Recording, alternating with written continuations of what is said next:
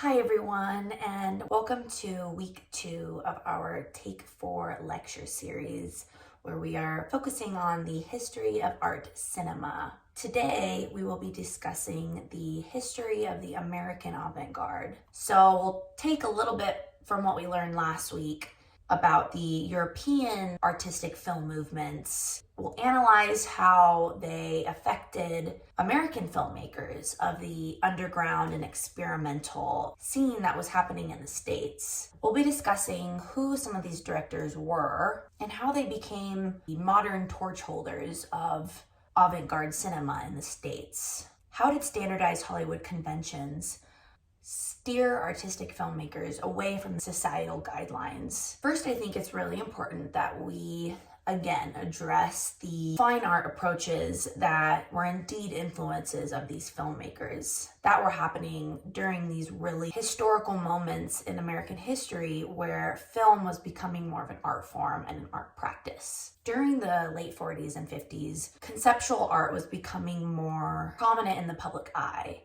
with painters like Jackson Pollock, Franz Kline, Marcel Duchamp.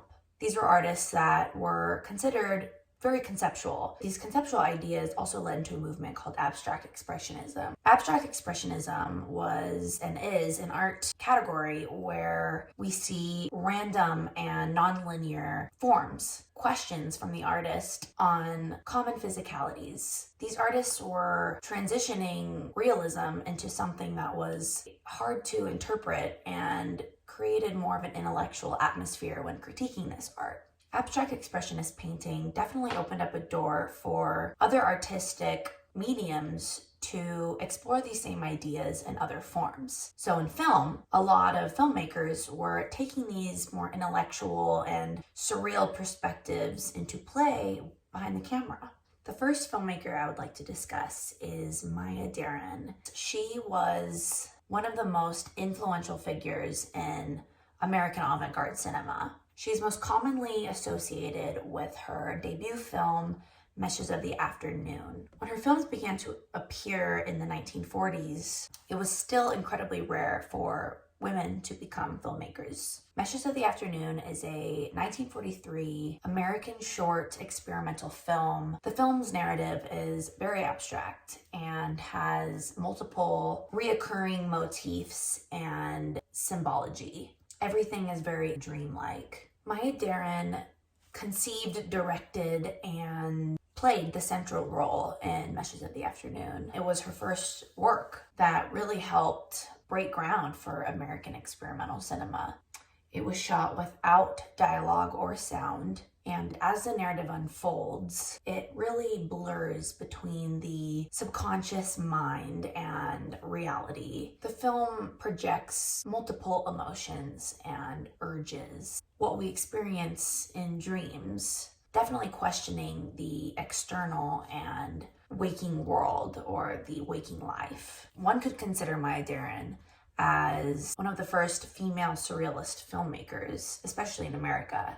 Another very early American visual artist who ended up spending most of his career in Paris is Man Ray. Man Ray was one of the early filmmakers to present just ideas onto celluloid, which is most commonly shown in some of these sketches of film, some as short as 3 minutes long. Again, just these kind of artistic sketches of ideas and poems that were translated very textural, graphic, and suggestive. And then more commonly known, we have massively well-known artists from popular culture like Andy Warhol, who directed and produced nearly 150 films. His films were poetic for him. He casually just had artists over to his New York loft and he would just film them. From the beginning, his films did express a dual interest in commercial filmmaking and the avant-garde, which his painting did as well. One of the first things Warhol did with his 16mm Bolex was shoot a 5.5-hour film titled Sleep, which was a film of American poet John Giorno sleeping naked. Like many of his early silent films, sleep takes a basic function and stretches it out to mimic and portray real time. Warhol himself talks about walking out on his own film when it was first screened after a few minutes. The pinnacle of Warhol's Durational Experiments was the release of Empire, which came out in 1964. And Empire is an 8-hour static view of the Empire State Building in New York City. The effect of the film is very delayed, and one hopes for a climax in what is being shown, yet there is this very delayed satisfaction because what we see is completely still, as if it is just a photograph. It evokes this recognition of the process of waiting and what that feels like. Warhol here is really challenging his viewers and shifting a traditional viewing experience, as no other filmmaker was doing this. Then in 1966, he made The Chelsea Girls.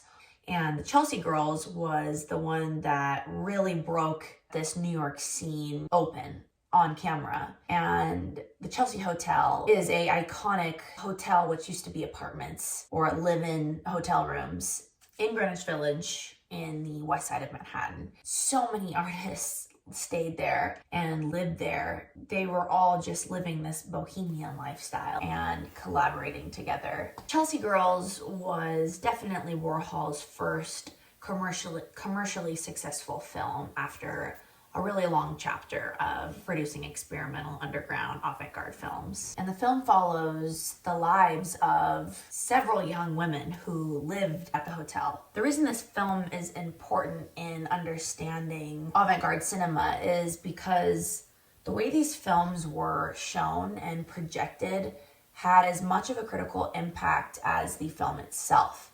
So Chelsea Girls exhibited split screen, meaning half of the screen was one sequence or one shot, and the other half of the screen was another. And not only were both halves of the screen different imagery, they were also accompanied by alternating soundtracks while alternating between black and white and color photography. And the next filmmaker I want to bring up is Kenneth Anger. Kenneth Anger is, again, another American underground experimental filmmaker. He played with the meanings of the spectacle, psychoanalysis, and drama. Anger himself has been described as one of America's first openly gay filmmakers, and certainly the first whose work addressed homosexuality in an undisguised and self-implicating manner. His work had a role in rendering gay culture to be visible in American cinema. Anger studied cinema at the University of Southern California,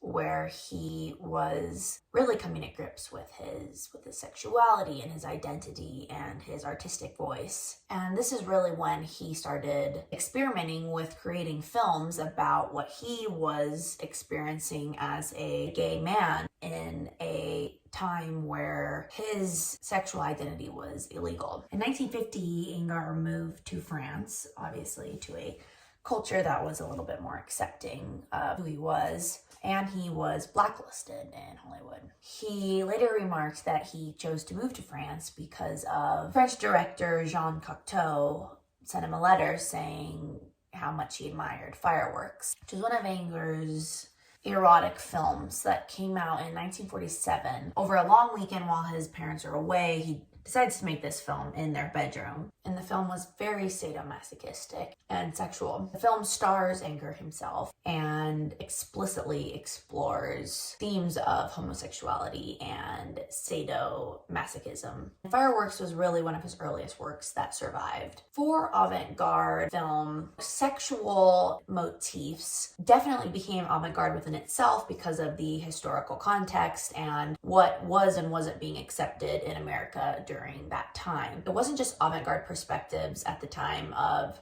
sexuality and the body that were perceived as highly experimental, but something really beautiful about these experimental films that identified with physical representations of the body and sexuality didn't necessarily solely resonate in a sexual gaze or a sexual representation of what the artist was trying to portray. And in many cases, the physical form and bodily elements in these films became more than just realistic portrayals of the body. And an artist and filmmaker that really molded and crafted and eventually has shaped a reputation for his work to be so sculpturally innovative is David Lynch. And the reason I turn to him is because throughout his work and throughout his work as an auteur,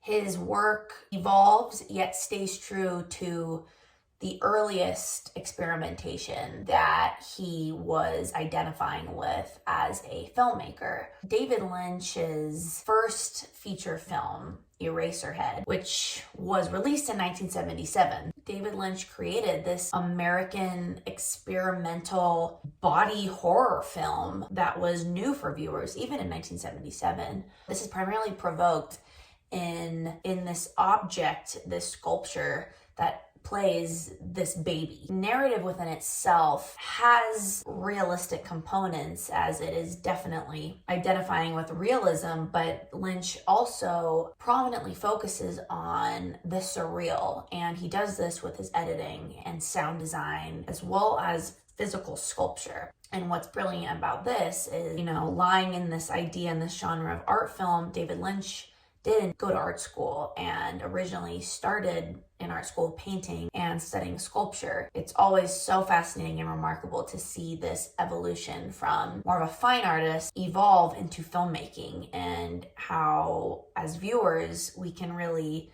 compare and contrast his earlier sculptures with some of the molds in his films. Later in life, he went to the American Film Institute in Los Angeles. This is where he really dove into filmmaking and actually produced Eraserhead as a student film.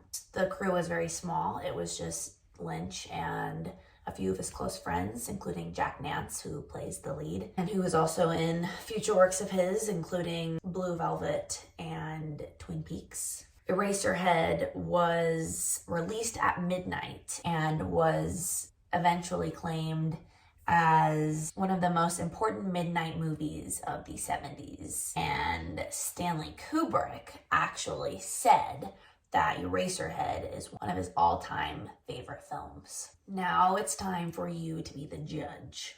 This week's film is Eraserhead, available on Canopy.com. I will link that below. Don't forget, this Sunday at 6 p.m. I'll be going live on Instagram Live for a discussion and Q&A on today's lecture and this weekend's film. Keep posted on social media, and thanks so much for listening.